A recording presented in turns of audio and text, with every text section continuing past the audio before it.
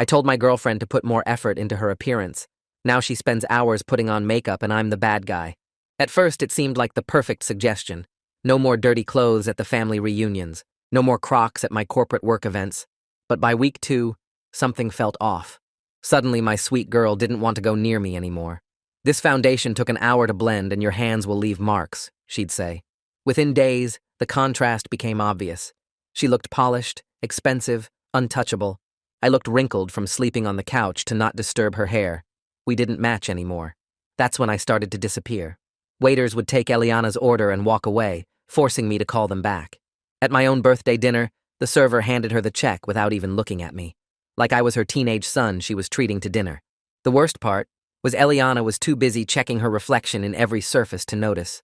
My brother Jimbo stopped by that weekend to return my jacket. He didn't even try to hide his gaze that was locked on Eliana like she was the only person in the room. "Wow, Eliana, you look incredible."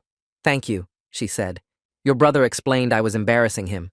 I'm trying to do better." Jimbo's face changed instantly. He looked at me with calculation, then back at her. "Embarrassing? That's what he said?" "Jimbo," I started. "Well, you're definitely not embarrassing now," he said slowly, staring like he was trying to memorize what her body looked like. That night I couldn't sleep. Eliana was in the bathroom for 2 hours, and I could hear her whispering to herself in the mirror. "You're so ugly. He probably wishes you looked like the waitress in the restaurant." She sounded broken. "Eliana, you okay?" The crying stopped instantly.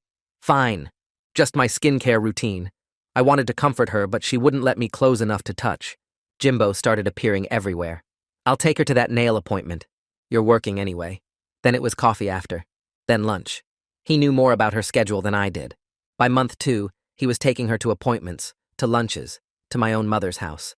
Eliana told me she cries every night, Mom said at Sunday dinner, voice cold. Jimbo brought her by and she just broke down sobbing about not being pretty enough for you. I wanted to scream that I never asked for this level of insanity, but Eliana was right there welling up with tears, and Jimbo had his arm around her shoulders, comforting. I looked like the asshole brother-in-law. 3 months in, I was losing my mind. Jimbo practically lived at our house. They had their own language about beauty routines, their own jokes, their own world that I wasn't part of. That night I cornered Jimbo in the parking lot. "What the fuck are you doing?" "Helping your girlfriend. Someone has to. Stay away from her." He laughed. "Or what? You'll complain about that too? Tell Eliana her appointments are inconvenient? Make her cry more?" I shoved him. "Touch me again, and I'll tell Eliana you're getting violent about her appearance. See how that goes." I was trapped. Any move I made would make me look worse. The breaking point came after another 4-hour wait for a dinner we missed entirely. "This is insane!" I exploded. Eliana started sobbing immediately. "I'm doing what you wanted, but I know it's not enough. I'll never be pretty enough. Just stop. Go back to normal." "Okay," she whispered. "I'll stop trying." Eliana showed up looking completely wrong, not just casual, but deliberately awful. Hair that looked wet with grease, a shirt with actual food stains, dirt under her nails that hadn't been there this morning. Jimbo stood up so fast his chair fell over. "What did you do?" Not asking her. Asking me. He dragged me to the hallway, and the mask finally dropped completely. "I've been waiting for you to mess this up." Holding her while she cried. Telling her she's perfect while you made her feel like crap. "You've been playing the long game?" His smile was cold. "Since the day you brought her home, I've been waiting, and you finally gave me my opening." Back in the dining room, he pulled Eliana against his chest. "You're perfect," he said, loud enough for everyone. "My brother's an idiot." She looked up at him with those tears. "You really think so?" "I've known so since day 1. They left together. Jimbo's arm around her waist, claiming what he'd been circling for months. I had to get her back. The morning light came through the apartment windows too bright, and I couldn't remember falling asleep on the couch. Her makeup brushes sat scattered across the bathroom counter like she'd just stepped away for a minute. I kept waiting to hear her voice through the door doing that whisper thing where she told herself she wasn't pretty enough. The silence felt wrong in a way that made my chest hurt. I grabbed my phone and typed out, "We need to talk," before I could think about it. The message showed delivered, but I knew Jimbo probably had her phone by now. 2 days went by and nothing. I called her number maybe 20 times, and it went straight to voicemail every single time. That's when I checked social media and found out she'd blocked me on everything. Facebook, Instagram, even LinkedIn, which seemed crazy, because we never used that anyway. Jimbo's page was still public, though. and he'd posted 3 photos of them at brunch that morning. She looked happy in the pictures, smiling at him across the table with her hair perfect and her makeup done just right. The erasure felt planned out and complete, like they'd talked about exactly how to remove me from her life. At work on Monday, my colleague Will pulled me aside during lunch and asked if I was okay. I told him it was just a bad breakup and tried to brush it off, but he didn't buy it. He said I looked like someone who hadn't slept in days, and he wasn't wrong. His concern made me uncomfortable because I was supposed to be the guy who had everything together. That afternoon, I tried checking Jimbo's Instagram again and discovered he'd blocked me too. They'd coordinated this whole thing together, which meant they'd sat down and talked about cutting me out. The realization made my chest feel tight and weird.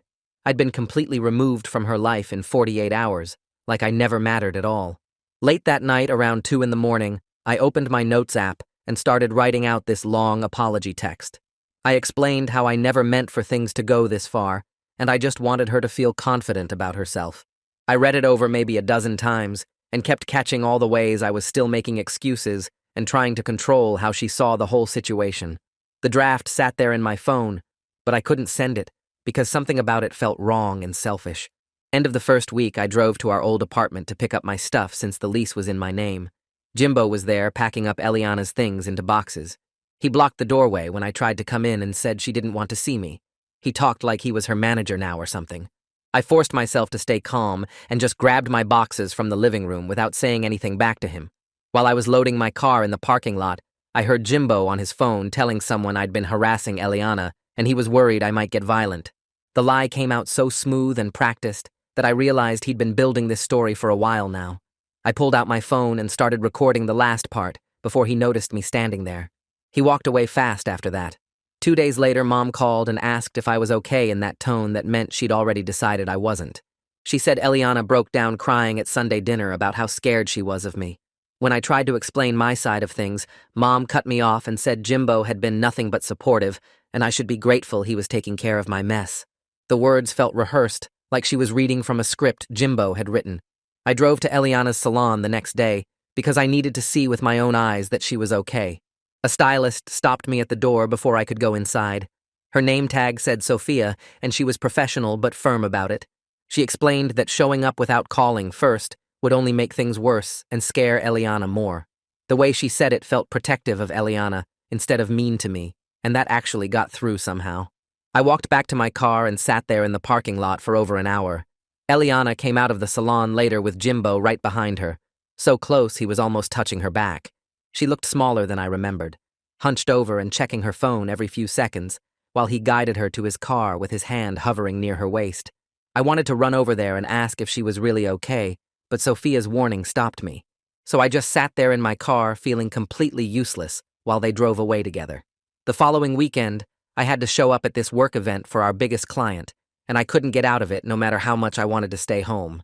I got there around 7 and immediately started drinking, because being around people making small talk felt impossible when my brain wouldn't stop replaying Eliana's face in the parking lot. By 10, I'd lost count of how many drinks I'd had, and everything felt fuzzy and wrong. Around midnight, I pulled out my phone and started texting Eliana, even though I knew it was a terrible idea. I told her Jimbo was manipulating her, and she needed to see what he was really doing. I said he'd been planning this for months and using her pain against her. The texts kept coming, and I couldn't stop myself from typing out everything I'd been thinking for weeks. I woke up the next morning on my couch, still wearing my work clothes with my phone dead on the floor. Will had texted me screenshots of everything I'd sent, and the messages looked so much worse in the daylight. I wanted to throw my phone across the room and pretend it never happened. Will showed up at my apartment around 9 with coffee from the place down the street. He didn't say anything about the texts at first, just handed me the cup and sat down on the other end of the couch. Then he told me I needed to talk to someone professional before this got any worse. I started to brush him off, but he cut me off and said he was serious. He offered me his couch if I needed to get out of this apartment for a while because staying here clearly wasn't helping. Then he mentioned his sister went through something similar with an ex who messed with her head, and therapy was the only thing that helped her stop the spiral. The kindness in his offer hit me harder than I expected, because I hadn't realized how completely alone I'd been feeling until someone actually showed up. That afternoon, I sat at my laptop and searched for therapists in my area who took my insurance. Most of them had wait lists that were weeks or months out, but I found someone named Mara Dobson, who had an opening the following Tuesday. I stared at the booking page for probably 20 minutes before I finally clicked confirm. Committing to the appointment felt like admitting out loud that I was the problem in all of this. My stomach turned just thinking about having to explain everything to a stranger, but I was desperate enough to try anything at this point because what I'd been doing clearly wasn't working. The first therapy session was way harder than I expected. Mara's office was small and plain, with one of those generic nature posters on the wall. She asked me to explain why I was there, and I gave her the short version about the breakup and my brother. But she immediately zeroed in on my original comment about Eliana's appearance and asked me to unpack why I felt entitled to police how she looked. I got defensive right away and explained I just wanted her to make a good impression at family events and work functions. Mara kept pushing back on that and asking whose impression mattered and why I thought my comfort was more important than her autonomy. By the end of the hour, I felt completely drained from examining my own control issues. She gave me homework to think about other times I'd tried to manage how people saw me through controlling others. That night, I opened a new text message to Eliana and forced myself to write something short. I took responsibility for the appearance comment and how it hurt her without making any excuses or asking for anything back. I didn't mention Jimbo or try to explain my side of what happened after. Just 3 sentences saying I was sorry, and I understood the damage I caused. I read it over probably 50 times looking for any part that sounded manipulative or self-serving. Then I sent it before I could overthink it anymore, and immediately turned off my phone because I couldn't handle watching for a response. The vulnerability felt absolutely terrifying, but also like the first honest thing I'd done in weeks. Mom called 2 days later and left a voicemail inviting me to family lunch on Sunday, where Jimbo and Eliana would both be there. She framed it as a chance to clear the air and move forward like we were all adults. I called her back and declined as calmly as I could. I explained I needed space right now, and showing up would just create drama that nobody actually needed. She sounded disappointed and suggested I was being stubborn and making things harder than they had to be. But I held firm on the boundary, even though saying no to her felt wrong somehow. She said she hoped I'd reconsider and hung up. Going through old credit card statements that week, I found charges for hundreds of dollars in makeup and salon treatments from when Eliana was spiraling. There were receipts from 3 different salons and a makeup store I'd never even heard of. I thought about forwarding them to her as proof of how extreme things had gotten and how unhealthy the whole situation was. But Mara's voice played in my head, reminding me that would be using information as a weapon instead of actually helping. I saved the statements in a folder on my desktop and closed the window. Sophia texted me completely out of nowhere saying someone had been waiting outside the salon watching for Eliana. She was pretty sure it was my brother based on the car. The message included a photo of Jimbo's black sedan parked across the street, and Sophia said this was the 3rd day in a row she'd seen it there. My protective instinct kicked in so hard I almost got in my car right then, but I forced myself to sit down and think before reacting, because showing up would just make everything worse. I texted Sophia back thanking her for letting me know and asked her to please tell me if she saw anything else concerning. In my next therapy session, I told Mara about the first time I criticized Eliana's appearance at a family barbecue. She asked me to describe it out loud in detail, and I started recording myself on my phone while I talked. I explained how Eliana had shown up in old jeans and a t-shirt with a stain on it, and how everyone was dressed nice. I told her exactly what I said about how she needed to put more effort in, and how her face changed when I said it. Speaking the words out loud made me hear how cruel they sounded, even though at the time I thought I was being helpful. Mara asked if I'd want someone to say something like that to me, and I didn't have any good answer. The recording sat on my phone, and I couldn't bring myself to delete it. I texted Sophia, asking if she'd be willing to give Eliana a sealed letter from me one time only, with no expectation of any response. She agreed, but warned me it better be a real apology, without any manipulation or guilt-tripping, or she'd throw it away herself before Eliana ever saw it. I spent 2 days writing and rewriting 3 paragraphs. Every version sounded wrong or selfish or like I was trying to get something from her. Finally, I just wrote that I was sorry for what I said and how it hurt her, and I understood completely if she never wanted to talk to me again. I sealed it in an envelope and dropped it off at the salon the next morning before I could change my mind. 3 nights after that, my phone lit up at 2 a.m. with a voice note from Eliana. I grabbed it so fast I almost dropped it on the floor. Her voice came through shaky and quiet, like she was trying not to wake someone up in the next room. She said she needed space to figure out what she actually wanted, because everything felt confusing, and she didn't know who to trust anymore. The message lasted maybe 30 seconds, before it just cut off mid-sentence, like someone walked in, or she heard something that made her stop recording. I played it back 5 times trying to hear background noises or figure out where she was calling from. She never mentioned Jimbo once in the whole thing. The next morning, I texted Will asking if his offer about the spare room was still open because I couldn't stay in that apartment anymore. He replied within minutes, saying to come by whenever I was ready. Packing my stuff into boxes felt like admitting I'd lost, like I was giving up on getting her back. But Will showed up with his truck and helped me load everything, and he pointed out that staying in that place was just keeping me stuck in the same obsessive loops. His place was smaller, just a basic 2-bedroom with a couch that had seen better days, but the change of environment helped somehow. That first night, I actually slept for more than 3 hours straight, which hadn't happened in weeks. I woke up on Will's air mattress feeling slightly less crazy than I had in my own bed. 2 days into staying there, a text came through from Jimbo's number that just said, "Leave her alone or we'll get a restraining order." I took a screenshot immediately and saved it in a folder on my phone, noticing how the threatening tone was completely different from his concerned brother act he put on for everyone else. Will saw my face change when I read it and asked what happened.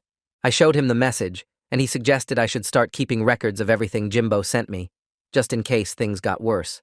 He pulled up a notes app on his phone and helped me start a timeline of all the threats and weird behavior. Later that week, I borrowed a friend's social media login because I was still blocked on everything. Scrolling through, I found a family photo from Sunday dinner with Jimbo's arm wrapped around Eliana's shoulders and Mom beaming at both of them like they were the perfect couple. The caption talked about welcoming new family and grateful for the people who show up when it matters. I was completely cropped out of the whole narrative like I never existed at all. The replacement felt visceral and final, like they'd already rewritten history without me in it.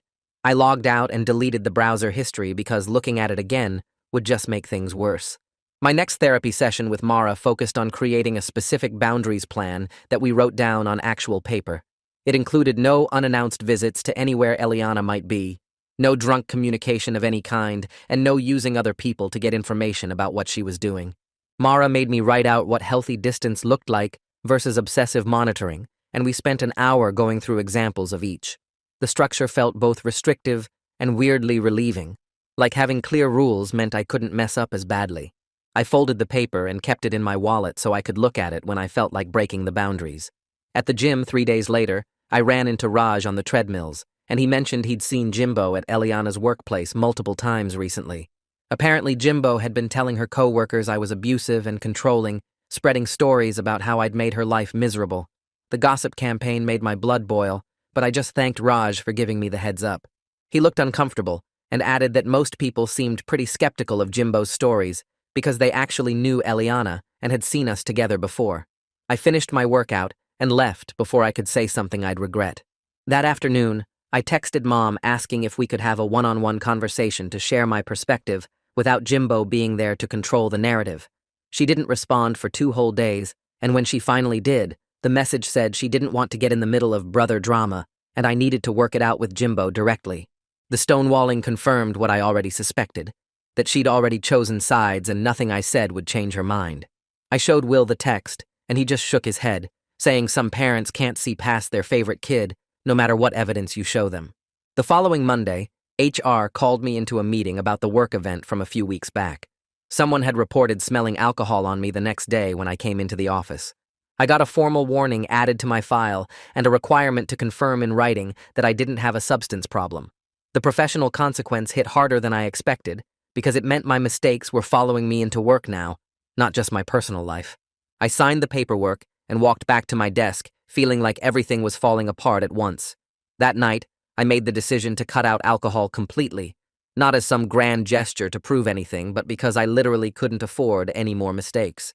The first few days were harder than I expected because I'd been using drinks to numb the constant anxiety that sat in my chest.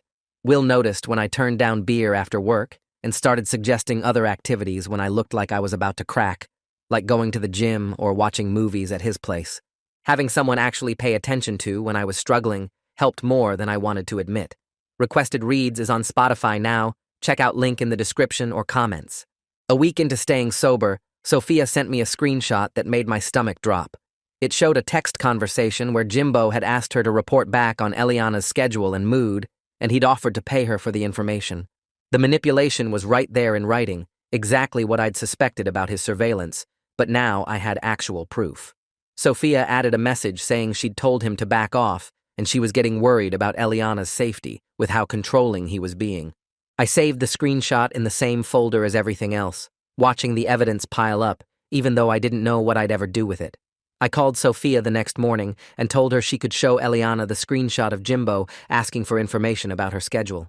The words felt wrong coming out because every instinct wanted me to be the one fixing this, but Mara's voice in my head reminded me that inserting myself would just push Eliana further away. Sophia was quiet for a second before saying she'd find the right time to bring it up without making Eliana feel attacked or overwhelmed. I thanked her and hung up, feeling like I'd just handed over the last bit of control I had left. 3 days later, my phone buzzed with a text from Eliana's number, and my hands started shaking before I even read it. The message was formal and careful, asking if I could meet her once to return some belongings at a public place with a friend nearby for safety. The boundaries in her words showed she was protecting herself from me, which stung, but also felt deserved. I texted back immediately suggesting a cafe downtown with outdoor seating so she'd feel safe and visible. She sent a thumbs-up emoji and nothing else. My therapy session the day before the meeting turned into 2 hours of Mara helping me write out an actual apology without excuses or deflection. We practiced different scenarios, including what I'd do if Eliana got angry or if Jimbo showed up trying to cause problems. Mara made me repeat the apology script until it sounded natural instead of rehearsed, and she warned me not to expect forgiveness or reconciliation from this conversation. The preparation made my anxiety worse, but also gave me something concrete to hold on to, so I wouldn't mess this up. I showed up at the cafe 15 minutes early and picked a table where Eliana could see me from the parking lot. When she walked up, she looked completely exhausted with red patches all over her face from washing too much and layers of makeup trying to cover the damage. I stood up and started with the apology I'd practiced, telling her I was wrong to criticize her appearance, and I understood now how much damage that comment caused. She sat down and started crying immediately, telling me about body image issues from her childhood that I never knew existed because I'd never bothered to ask. Her mom used to compare her to her prettier cousins at every family event, and she spent her whole teenage years feeling ugly and invisible. The conversation felt more real and raw than anything we'd managed in our entire relationship before everything fell apart. I noticed her hands were completely destroyed from constant washing, all chapped and cracked with her nails bitten down to nothing but ragged edges. Instead of trying to fix it or tell her what to do, I just mentioned there were therapists who worked specifically with body-focused behaviors if she ever wanted resources.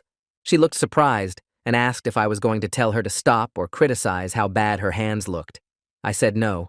I was just offering information if she wanted it, and the choice was completely hers. We sat there for another 20 minutes talking about how things spiraled and what we both could have done differently. Then Jimbo appeared out of nowhere, walking fast toward our table and asking loudly if I was harassing her. He demanded she leave with him right now and tried to grab her arm to pull her up from the chair. The cafe staff came over immediately when they saw him grabbing at her and asked if everything was okay. Eliana shot me this apologetic look and left with Jimbo while he kept his hand on her back, steering her toward his car.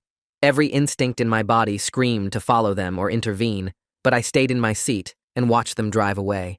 That night, I wrote Mom a calm email laying out my boundaries, including no more family events with Jimbo present until things settled down. I didn't blame her or demand she pick sides, just explained what I needed for my own mental health and well-being. Hitting send felt like closing a door that had been open too long. Around 1 a.m, my phone rang with Eliana's number, and I answered to hear her sobbing before the line went completely dead. I wanted to call back or drive over to wherever she was, but I forced myself to respect her earlier request for space and boundaries. The restraint felt like actual torture, but also like the first real growth I'd managed in months. Over the next week, I got removed from shared streaming accounts and kicked out of group chats with mutual friends who'd clearly chosen Team Jimbo in this whole mess. I accepted each loss without fighting it or trying to defend myself, because Mara had warned me that protesting would just make me look worse. The isolation hurt, but it also felt clarifying, like I was finally seeing who actually cared versus who just liked drama. A voicemail came through at 3 a.m. from Jimbo's number, and he was clearly drunk, threatening that if I contacted Eliana again, he'd make me regret it in graphic terms that made my skin crawl. I saved the recording immediately and texted Will asking if he thought this was worth reporting to police.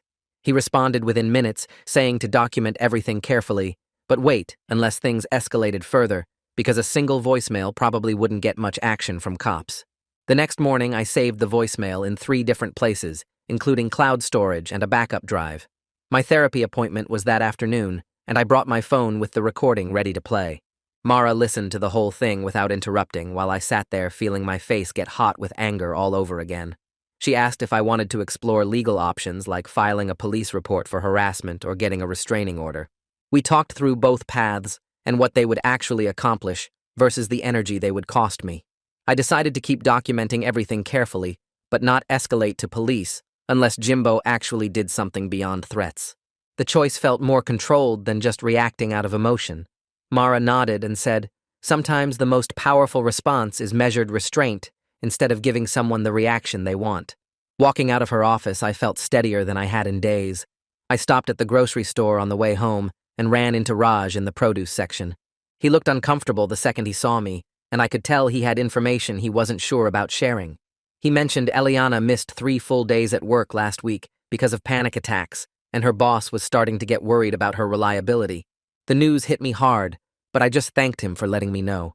Every protective instinct in my body wanted to call her or show up at her work to make sure she was okay. Instead, I went home and texted Will about it because I needed to tell someone. He responded within minutes, reminding me that inserting myself into her life right now would only make things worse for her, even if my intentions were good. I hated how right he was. 2 days later, Sophia sent me a long text explaining she set up a mediated phone call between me and Eliana with specific ground rules. No yelling, no ambushing with emotional manipulation, no bringing up Jimbo, unless Eliana mentioned him first. Eliana agreed to the call because she wanted closure on some practical stuff, like shared accounts and belongings still at the apartment.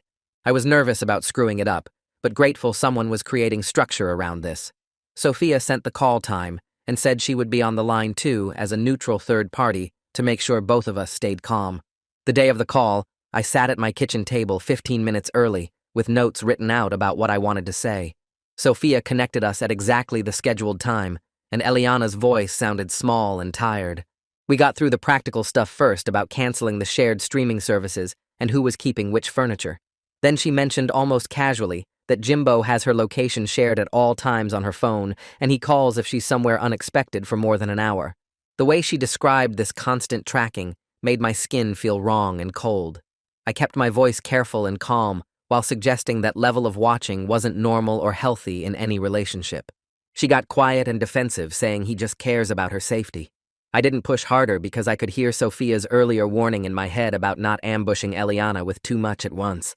Before the call ended, I told Eliana she should think about taking space from both me and Jimbo to figure out what she actually wants without either of us in her ear. The suggestion came out before I fully thought it through.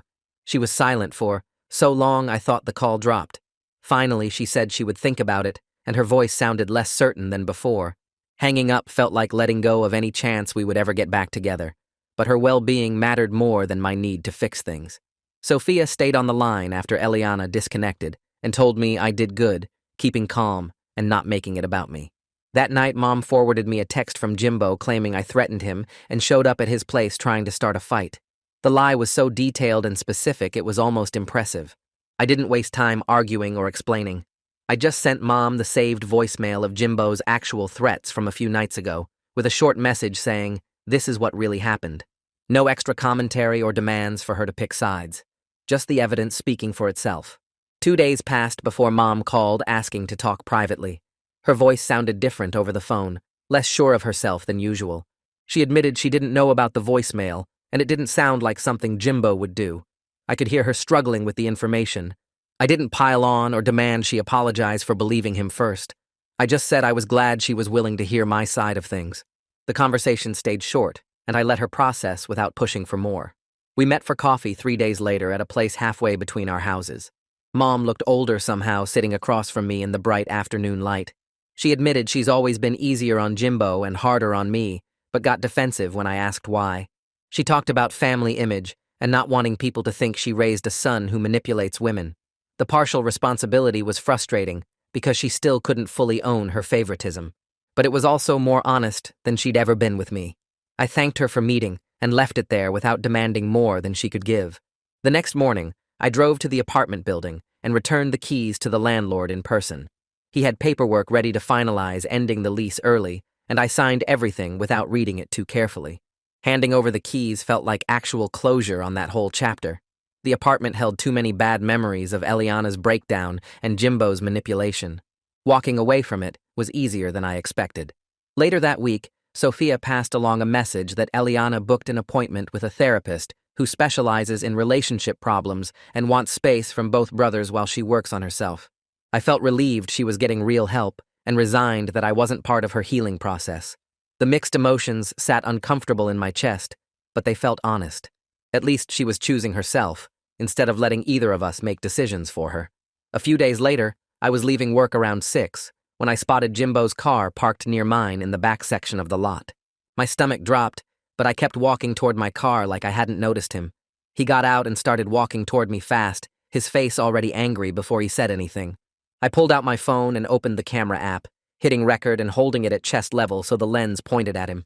He stopped about 3 feet away and shoved my shoulder hard enough that I stumbled back a step. I kept the phone steady and didn't say anything, just kept recording while he got in my face. He called me pathetic and said I was stalking Eliana by asking Sophia about her. I stayed quiet and let him talk, watching his face get redder as he realized I wasn't engaging. A woman walking to her car noticed us and stopped, asking if everything was okay over here. Jimbo backed up immediately and put his hands up like he was the reasonable one, saying we were just talking and everything was fine. I nodded at the woman and thanked her, still recording until Jimbo got back in his car and drove off.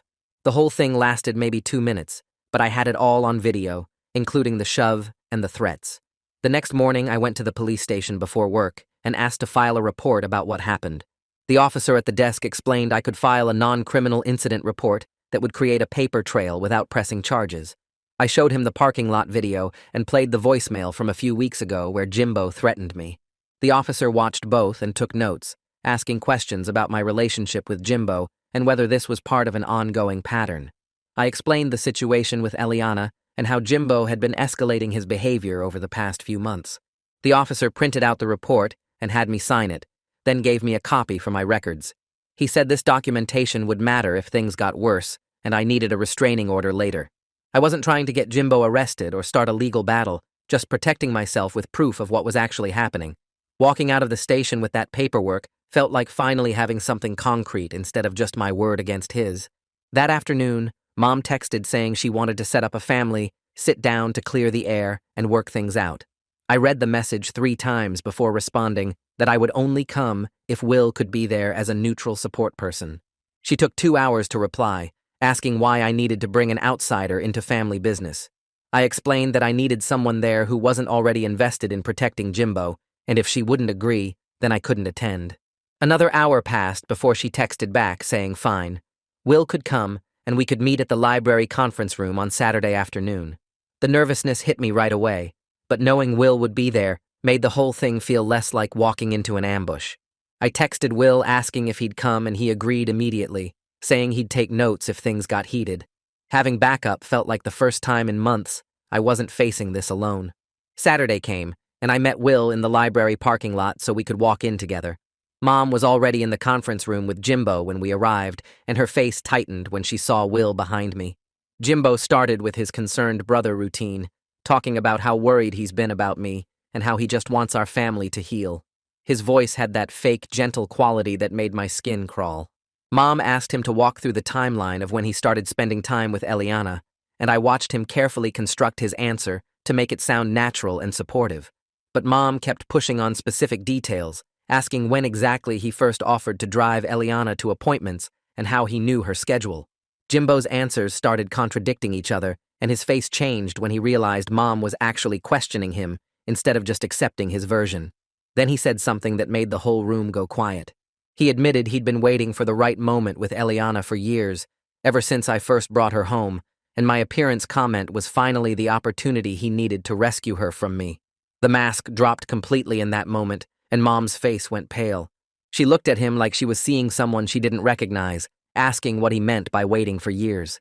Jimbo tried to backtrack, but the damage was done, and Will was writing everything down in his phone.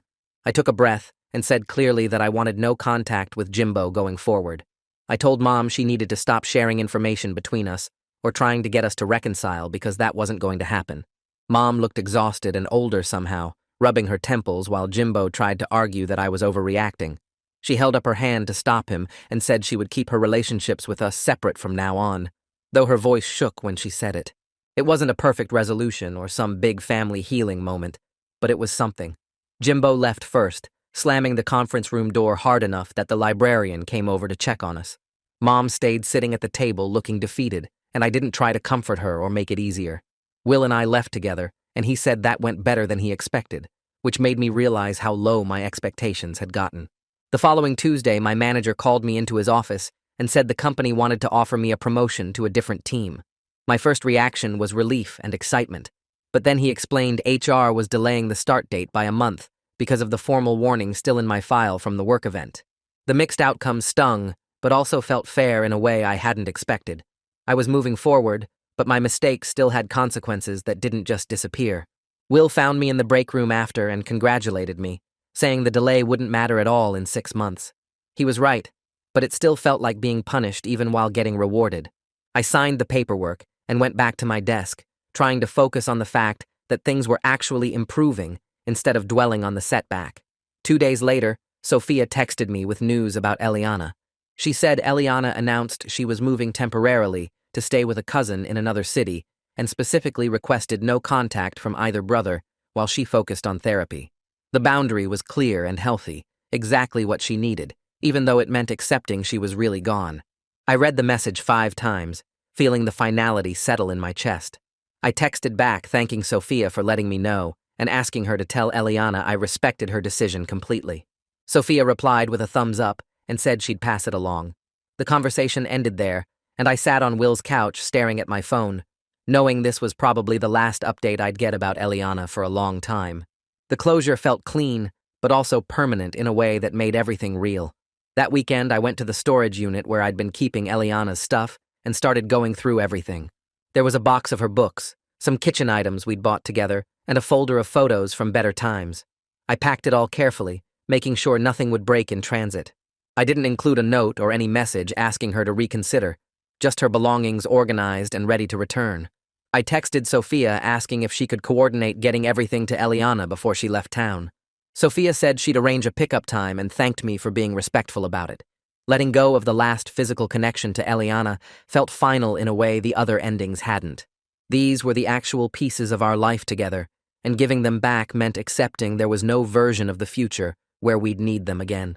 The next week, I called Mara's office and scheduled weekly therapy sessions for the next 3 months, committing to the work instead of just showing up when things got bad. In our first regular session after that, Mara started helping me examine where my control issues actually came from. We traced patterns back to my family and how I learned to manage my own anxiety by trying to control how things looked on the outside. She asked about my childhood and how Mom treated me versus Jimbo, and I started seeing connections I'd never noticed before. The work was uncomfortable and slow, nothing like the quick fixes I'd been hoping for, but it felt necessary in a way I couldn't explain, like finally addressing the root problem instead of just managing symptoms. Mara gave me homework about noticing when I felt the urge to control situations and what was actually driving that need. I started keeping notes on my phone, and the patterns were embarrassing to see written out. By the end of that week, I went through my phone and blocked Jimbo on everything. Social media, phone number, email, all of it. Then I texted Mom saying I needed at least 6 months of space from family events to focus on my own healing.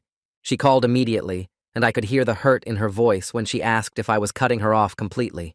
I explained I wasn't cutting her off, just taking a break from the family dynamic that had enabled so much damage. She was quiet for a long time before saying she understood, even though her voice said she didn't really. Will helped me start looking at apartments across town that same weekend, and we found a small 1-bedroom place that felt like a completely fresh start. Moving my stuff out of his spare room and into my own space felt like finally breaking free from all the old patterns. The apartment was plain and empty, but it was mine, and nobody from my old life knew the address. Mom texted saying she accepted my boundary, but hoped I'd reach out when I was ready. I didn't respond right away, because I needed to sit with the space I'd created without immediately filling it back up with family obligations. A few days later, Sophia texted saying Eliana started seeing a therapist who specializes in body image stuff and seems to be doing better with the work. I stared at the message for a long time, my thumb hovering over the keyboard, wanting to ask how she's really doing, or if she ever mentions me. Instead, I just replied with a thumbs up and put my phone face down on the counter. The fact that I could feel happy she was getting help without needing to be part of it felt like actual progress, even if it hurt. Over the following weeks, Mom stopped calling me to share updates about Jimbo or asking me to pass messages to him through her. She started texting us separately about different things, having her own relationship with each of us instead of trying to manage both at once. There was no big family meeting where we all hugged and forgave each other, just a quiet shift where she was accepted we weren't going to be in the same room for a while. It felt realistic in a way that was kind of disappointing, but also worked better than forcing some fake reconciliation. She invited me to lunch without mentioning Jimbo, and we talked about normal stuff like her garden and my new job responsibilities. 3 months into my weekly therapy sessions and fully moved into my apartment across town, I was unpacking the last box when it hit me that I never actually got Eliana back, and that was never really what this was about. What I got instead was learning how to set boundaries without feeling guilty, taking real accountability for my mistakes instead of just saying sorry, and building a life that felt stable without needing everyone to see me a certain way. The growth felt hard to explain, and definitely wasn't the happy ending I'd imagined, but it was real. I still had days where I missed what we had, so much it made my chest tight. But Mara was teaching me to just sit with that feeling instead of immediately trying to fix it or push it away or convince myself I was over it. That's my side of the story, but it's way more fun when you add yours. What would you have done differently? Drop it in the comments. I'll be reading through them later. You always surprise me with your takes.